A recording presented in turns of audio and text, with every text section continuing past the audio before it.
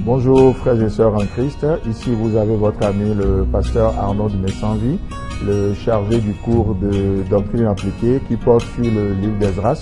Et dans le cadre de ce cours numéro 2, nous avions vu plusieurs points ce soir et on a vu que lorsque le roi Cyrus a permis le retour du peuple d'Israël, il y avait eu en tout 3 retours en différentes années. En 536, il y avait le premier retour conduit par Zorobabel. En 457, il y avait eu le deuxième retour qui sera conduit par Esdras. Et en 444, le troisième retour. Mais ce que nous avons remarqué, c'est que non seulement les hommes sont revenus, mais ils sont revenus aussi avec tout ce qui les appartenait dans le but de servir Dieu, dans le but de l'adorer.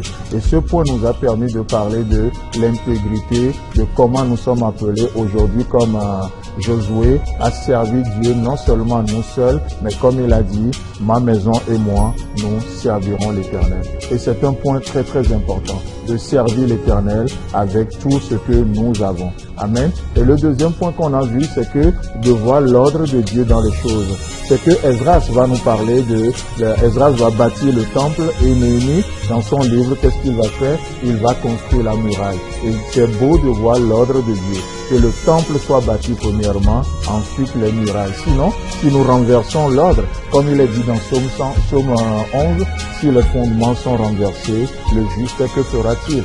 Le juste n'a pas le choix que de revenir au fondement s'il veut vraiment une vie. Et donc, c'est ce que Dieu nous dit aussi dans 1 Timothée, le chapitre 2, verset 4, que le désir de Dieu, c'est que les hommes, tous les hommes soient sauvés, c'est-à-dire qu'ils deviennent le temple du Saint-Esprit et ensuite qu'ils parviennent à la connaissance de la vérité, c'est-à-dire de construire, de bâtir, d'élever les murailles de doctrine dans leur vie, et c'est vraiment important. Et ensuite, le troisième point, nous avions vu que les 2 livres contiennent des tables généalogiques dont le but essentiel est d'établir les droits et les droits des descendants d'Aaron au sacerdoce.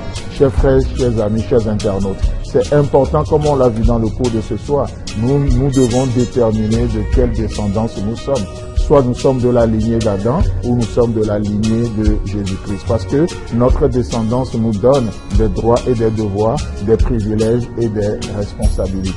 Donc, voilà un peu le cours d'Esdras, ce que nous pouvons retenir ce soir. Et une des choses qui est merveilleuse aussi à garder, c'est de voir le nom de Esdras. Ce nom veut dire une aide, un secours. Et en cela, Esdras est un type, une belle image du Saint-Esprit qui nous vient en aide, qui nous assiste dans nos infirmités, qui nous conduit, qui nous montre la voie à suivre, qui nous dirige au quotidien. Alors, j'aimerais vraiment vous inviter à considérer ces cours. Et ces cours sont disponibles aussi à distance. Vous pouvez toujours nous contacter au numéro qui s'affiche sur l'écran. Que le Seigneur vous bénisse et à la semaine prochaine.